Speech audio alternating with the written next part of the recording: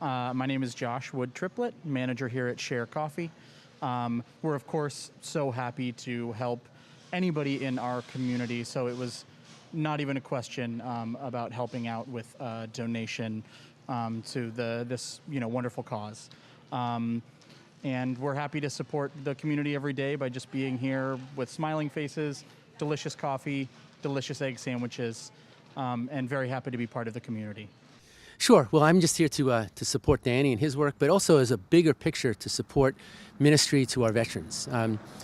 In our diocese, our church, we've really committed ourselves to work with the veterans because it's similar to Matthew 25, where we're told, when I was hungry, you fed me. When I was sick, you visited me. I think we can add to that. When I came home from war, when I came home from service to my country, you were there for me. And I think it's a real crisis in our country right now, the way way veterans are unemployed, the way they're treated, and we would really like to be there for them. Yes, Downtown Daniel. So happy to be back in the studio, Northampton, open media, off campus of Smith College here in what I call ground zero for unity in America. Started here long ago. And we have honed a society here where everybody's tolerant of everybody else, hoping to spread it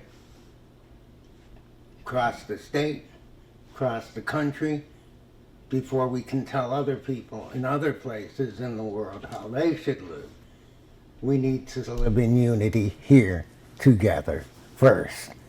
I hold up Northampton as the poster child for how America should get along with each other. So, let me get to my cures instead of Band-Aids, which is the overall explanation for my whole basis of this project. If you followed me on YouTube, we started with benefits for veterans, songwriter showcases, Speak Up America, and messages to the world. We're keeping all of them ongoing, just so I can clue you in before I get to the meat of the issues. I have added on constituencies throughout the Carolinas and Georgia, which I'm working on doing fundraising and events down there later in the spring, coming into the summer. For next month, my ministry partners in the Great Lakes have paid for my travel and blah, blah, blah ahead of time. I'll be going there to do things with the Ezekiel Project, which is their local combined ministries, much as our downtown churches and etc. here in Northampton. And then I'll be back here in April to do the downtown churches cooperation on Palm Sunday, where we all start at Pulaski Park, the downtown park, our service for Palm Sunday, and sing the same hymn on our way back to finish the service at our own individual churches. I'm also working with the Building Bridges Veterans Lunch Program, which was created by Reverend Chris Carlisle out of the bishop's office, the Diocese of the Episcopalians here in Springfield. He was the founder of the Cathedral of the Night and was humble enough to include me as a co-founder, though it was his original idea. I helped promote it and helped him build it up through the media. But he's also expanded now from the one he started at the the World War II Club. I think they're like in their 13th year, 12th, 13th year. A year after we started Cathedral of the Night. And he's going to arrange fundraisers not only here with me, but also moving us into New Hampshire and Vermont when I come back, as I say, the middle of April. So we've got all of this going on, and I've already started negotiating for Juneteenth to do a major, major event here in Northampton on the deck at the Amtrak station. And what my benefits for veterans is turned into, now that we've got the veterans doing much better through the Biden administration until now compared to where we were 8 years ago. We're at a point where I get co-sponsors everywhere I go. I have the NAACP, at times the NAN. For them, we give them 10% of everything we pull in at the door at events. So we always hope people will write checks directly to them, but what comes in at the door, they get 10% for whatever funds they get to use discretionarily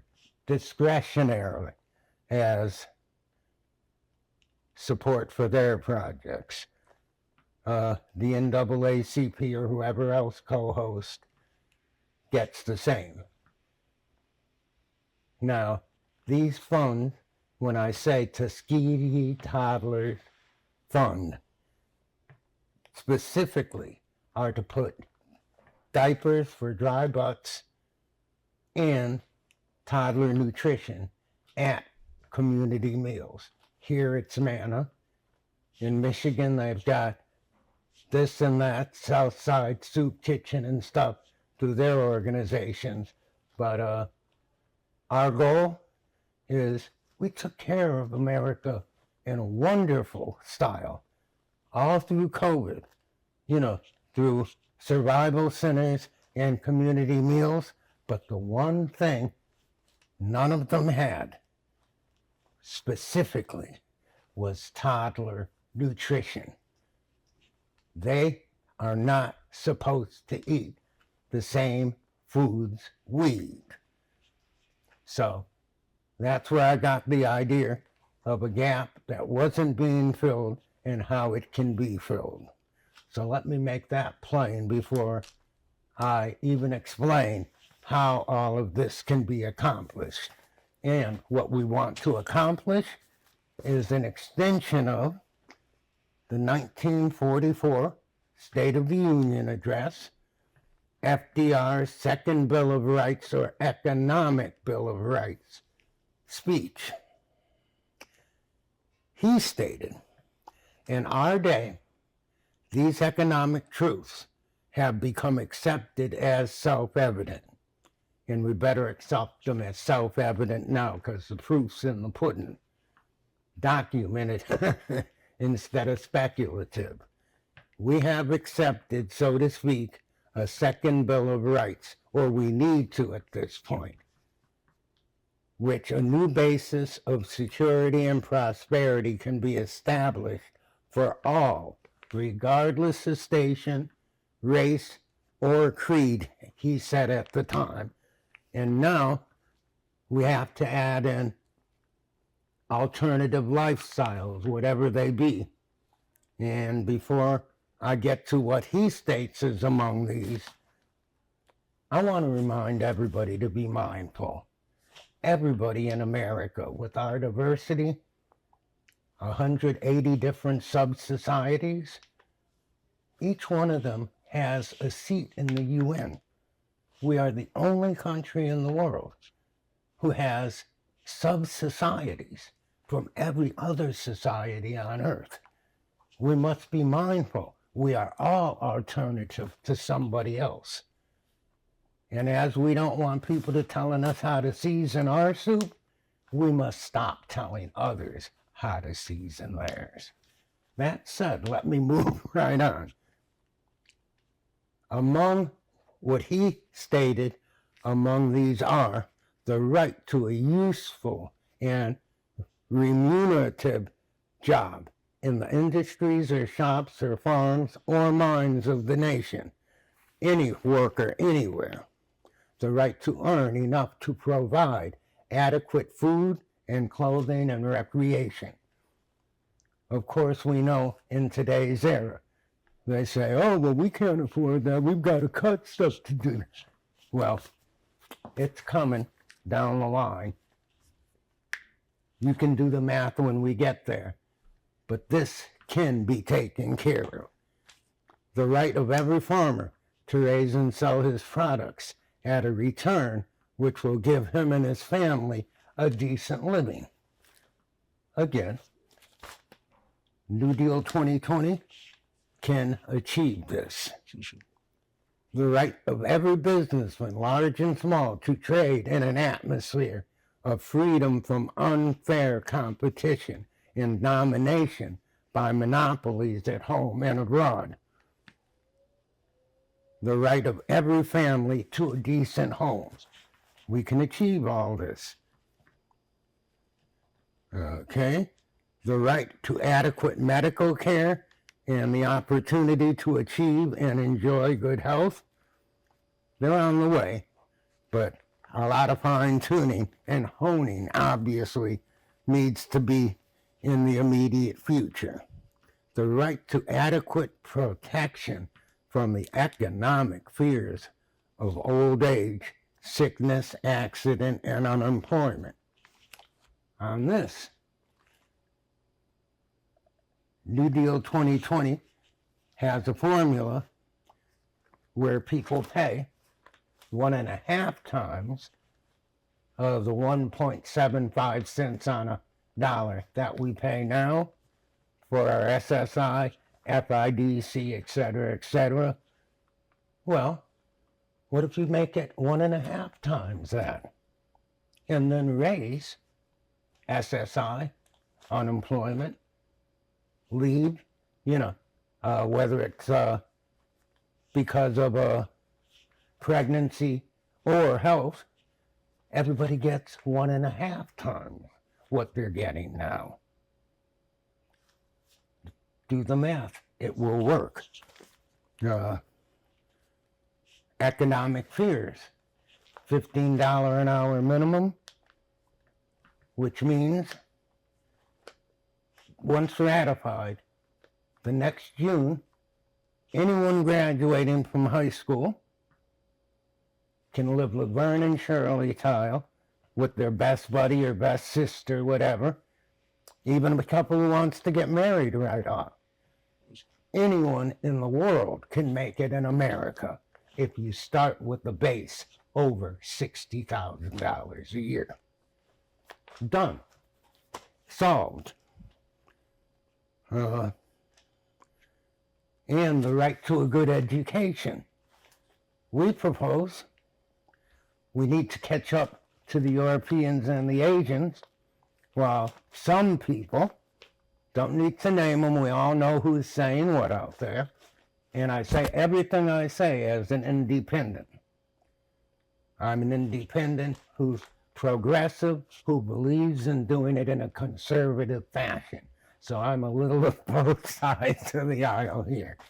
But that's what we need, a mixture of the best cherry picking of both sides of the fence to get a quotient and dividend that is equitable for all. I call it American, Citizen for a Better America. I'll explain it later. I think I call it ABFAC. Here, America Better for All Citizens.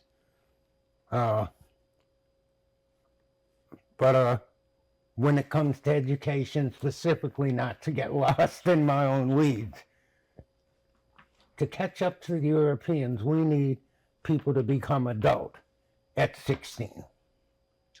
We need to start breeding them from day one preschool, one America. Not wait till they're 18 and only if they join the military, to start telling them once they've formed all of their ideas of our differences, to start saying, no, you've got to, at 18, take an oath to one America. And why do you wait till they've lived all of their breeding years? Ludicrous. Needs to go. Needs to be abolished, right? Whole thought training system. Anyway, at 16, you can go get a full-time job. If you want to go on to college, the money we spend on those last 2 years, grades, what we call grade 11 and 12, can be abolished. Let them get the same voucher you'd spend to send them to public school, to go to a tech school, a junior college. You're still spending, but you're spending dollars that will get a bang out of it. But what do you get from the last 2 years of high school when a kid gets out? I mean, they got a menial job and menial pay, and it isn't enough to live off of. And it doesn't progress America or help us catch up with the rest of the world.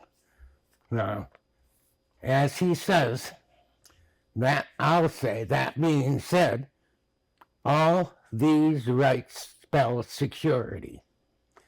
Of course, he was writing it coming up to the end of World War II, but he said after the war is won, we must be prepared to move forward in the implementation of these rights to new goals of human happiness and well-being. And the only thing I'll add to that, his statement at this point, is one last side issue. And that's that they who fear truth have created their own glass house that now surrounds them. The whole prospect of the Honesty and Equitable Equality Amendment in tandem with the New Deal 2020 is to create a situation instantly, once ratified, that the destitute become working poor, the working poor can now see middle class can see upper, and the affluent remain affluent. And before I go on with how that works, when you give people a piece of the pie and skin in the game, which our 2.5% American workers' dividend will do, when we put that in tandem with, and that 2.5%, that means our $27 trillion, whatever, commerce we do a year in this country, every penny that comes to every register, the workers of that company or corporation or private business gets 2.5% put in a fund quarterly for, just like the manager at McDonald's or Burger King, they get to split that as a kickback. So you not only make $31,000 a year in change, you also get this dividend, which if you work for eBay, Boeing, whatever, great. But even if you work at the corner store, be it 7-Eleven or otherwise, that means if you're on a shift that $1,000 comes through, and you're the only one on that register, you get $25 for that day. And you get it accrues, and you get paid quarterly, like a dividend. Now, working America isn't struggling America. And as I say, the affluent remain affluent. And if they're worried about, oh, that's going to cut this, no. Because at the same time, you adjust your tax brackets, as we've stated many times, 20% period flat rate for corporate business, private, etc. So we're taking 2.5% out of the register, but they get 2.5% total break on their tax returns. So their 20% becomes 17.5%. And the only clause that comes with it is no one can pay less than 17.5%. The people making minimum wage will pay the same, maximum 17.5%. Now, if it's enforced, America's debt-free, plus you add in tandem with that, as I think I might have stated already, 2% luxury tax for a millionaire, 5% for a billionaire. You put those together with the third in tandem, which is all of these people we pay their indemnity insurance if they screw up because they work for us. No, everybody gets 20% more on taxpayer in their checks also, because this will subsidize it. So the affluent stay affluent. And finally, we can uplift struggling America. Even the ones in the middle who are stuck there wondering how they're going to retire, even though they're living good in the middle. Now, the dividend gives them pause to at least consider how many years they'll have to save, how much out of what. And it's doable for everybody. So I went a little longer on that, but I hope I explained it specifically so it's meaningful. And like I say, anyone who can do the math. So let me put some of this in a nutshell. Okay. Let me go to, well, actually first, while I'm on that, let me get to how we're going to keep them honest. Because that's the most important bit.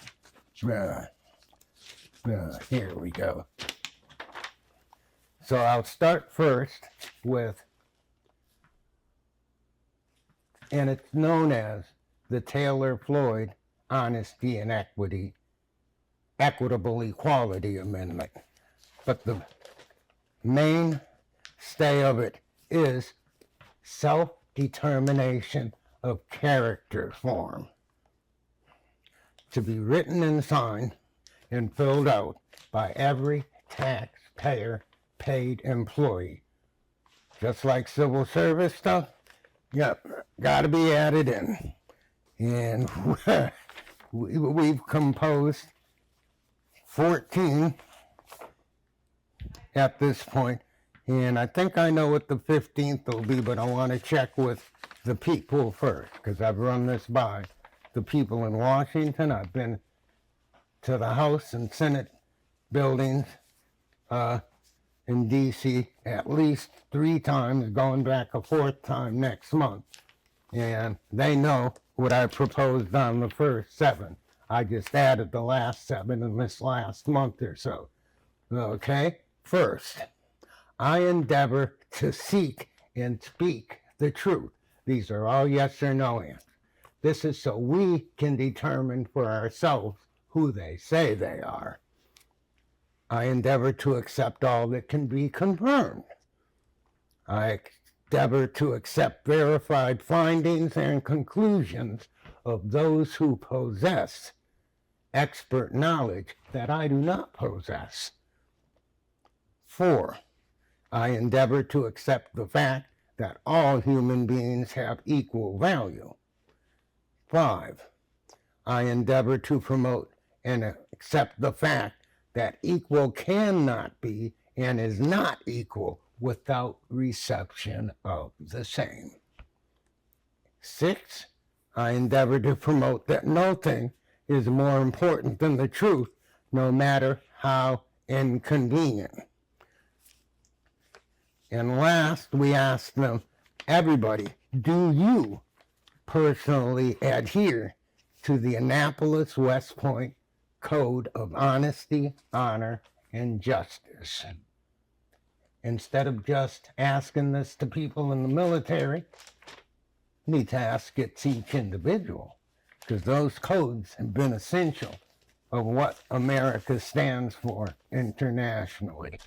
Now, the more I thought about it, that's a great beginning. But as my ministry partners pointed out, there must be more. So here's what we want to add on for 8 through 14. Should all citizens receive the same health care as the elected and the appointed? Have access to the same legal paths as the financially affluent? Should any full-time employee be paid less than 1.25% of existing poverty level? 11.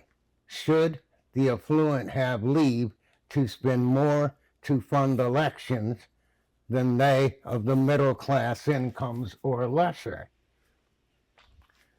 Should all information in all legal and oversight matters be determined by the one or the few?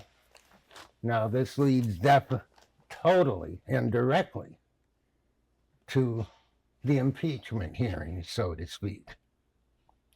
When the Chief Justice says, well, we'll allow this to be in, but that, no. You're not the judge and jury. Well, you're the judge, but you're not the jury. At that point, the Senate's the jury. So let them hear everything. Like they said in the O.J. trial, leave no stone unturned. And you can't say no one's above the law.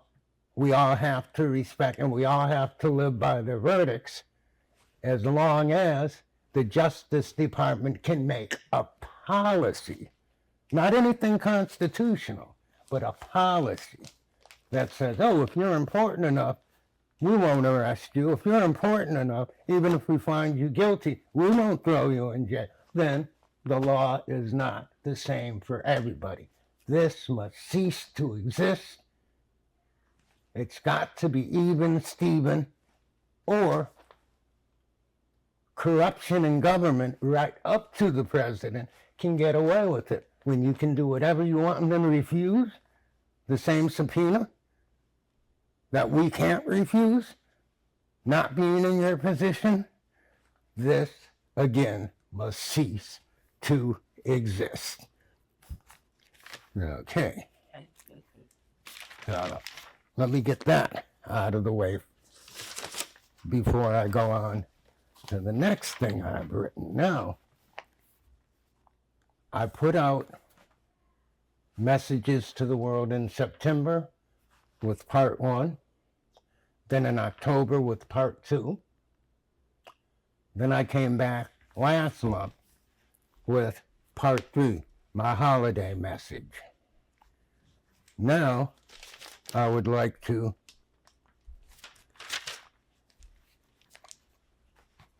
bring you my Martin Luther King Black History Month edition,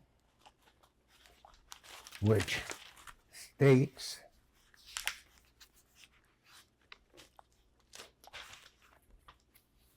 okay, sure.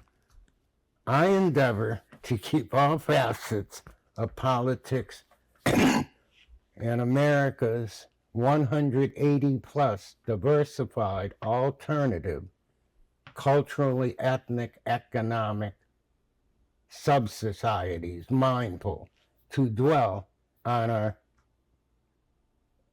85 to 90% sameness of shared desires instead of dwelling and squabbling over our 10 to 15% differences, just like DNA. No matter what kind of human you are, there's only 10% difference. Should any individual sub-society entertain the notion of domination that will be accepted by all others, I, downtown Daniel Evans, state for the record, they harbor self-proclaimed delusions of epic proportions. In tandem with, as I said, they who fear truth have created the glass house of their own construction that now surrounds them. Let the calling out begin. We all,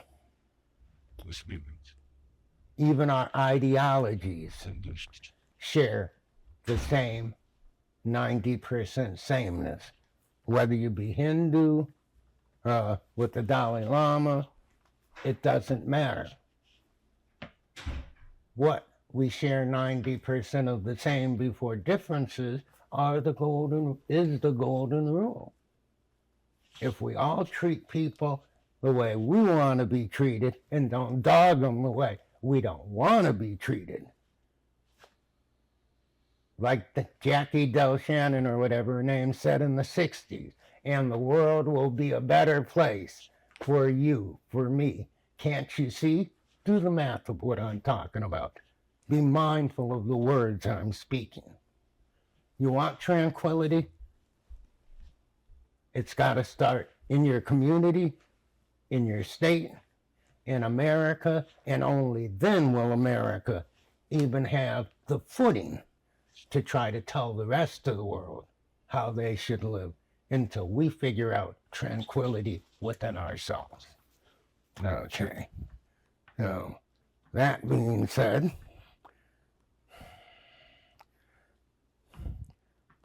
ultimate goal, to call on all self-proclaimed brothers and sisters of humanity to mobilization. The mission to motivate those at community, city, county, and state levels across America to collect signatures in irrefutable numbers to force the appearance of the Arbery Brooks the Taylor and Floyd Honesty and Equitable Equality Amendment in tandem with the Taylor-Floyd, excuse me, I got myself confused for a minute. Can you back that up just that little bit? Because this needs to be made crystal clear. All right, you good to go? Yeah. So, we'll go back to the Taylor and Floyd Honesty and Equitable Equality Amendment in tandem with the Arbery Brooks New Deal 2020 on the 2026 midterm national ballot must be achieved. We the people need not wait on the elected, courts, or those they appoint to deliver unto us the constitutional salvation that we can deliver unto ourselves, unto and for ourselves, actually, and our descendants. Let me restate the last verses of my lyrics from my composition, The Childhood. We can't make our children what we want them to be, force them into choices before the age that they can see. We must all remember what we did not know when we were just little children before our adult life begins. So, That being said, let it be known. Everything I'm doing, I'm 72, heart problems, COPD, cancer, like Biden and the rest of them, on my way to neurological problems. Live long enough, it'll happen to you too. But the bottom line of all of it is I do this for my 11 grandchildren, my 7 great-grandchildren, and everybody else's. And I do this free of any fee, because what you need to all stay mindful of, it's what you do for free, not what you do for profit or a paycheck. No matter what your ideology is, whether it's through Muhammad, the Dalai Lama, the Hindus, the Christians, it does not matter. We are all judged on what we give to the world for free, not what we do for a paycheck. And as soon as that paycheck's gone, give fealty to the next one who will give us a paycheck. Do something not for yourself, but for the ones that come after you and me. All right. So as I go, we'll go back to these 2 amendments in tandem are the answer to the socio-ethnic economic pathway towards a great and grand American society that LBJ was speaking of. We'll pull him in now that we've gotten through LBJ. Equal liberty to be as one may choose. Individual pursuits of happiness are reaffirmed and protected. As I said, skin in the game, a piece of the pie for all, level ground where no one gets raked over the coals, can come to fruition, but only if we, the people, get the signatures to get it on the ballot, vote it in with enough states, and have a president who will sign it. And remember, you got the year it hits the ballot. From there, you have 7 years. So you have 3 more cycles to actually get it accomplished. Okay. Now, oh, this is good at the end. And the bottom line of everything I just stated about us doing it and getting it on the ballot, after no one gets raked over the coals, also I'm adding in, or is faced or forced to eat another's soup the way they want you to season it. So I hope I made all of that crystal clear. Okay. Now we have a thing we call Articles of Reformation. Let me pull that up. Want to give it a... We got about 5 left. Okay. Yeah. Yeah. Give me a stop for a minute. I can make this quick from here on in, because we already got through most of them listed.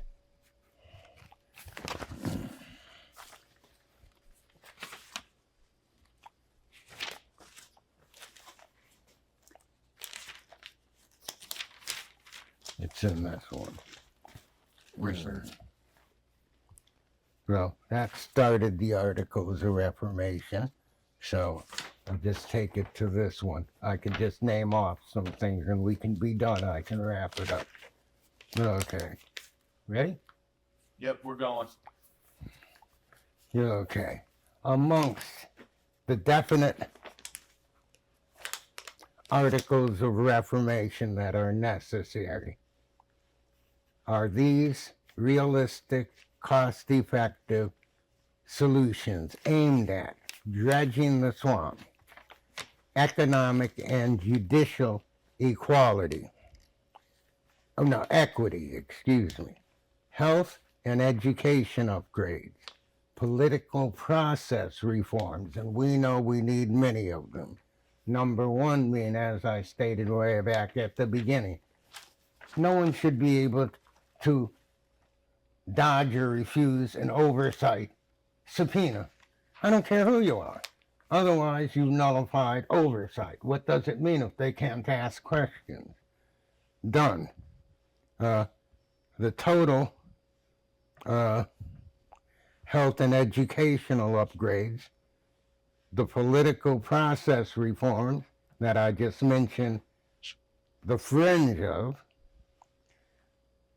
affirmation, entitlements based on pureness of need as the only variable for them to qualify.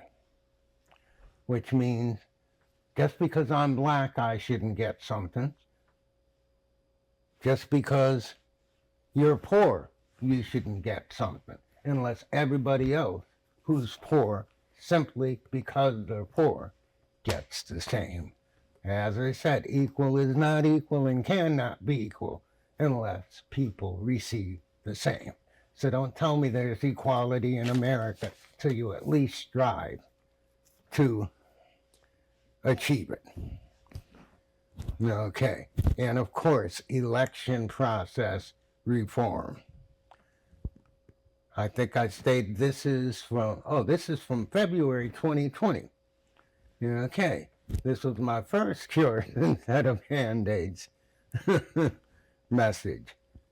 I am a concerned liberal conservative, registered as an independent, promoting the best of all ideas and promoting access to betterment for all.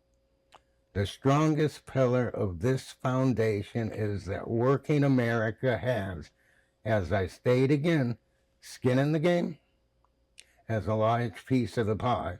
It is possible to achieve a deficit-free America that is more prosperous for all workers and citizens.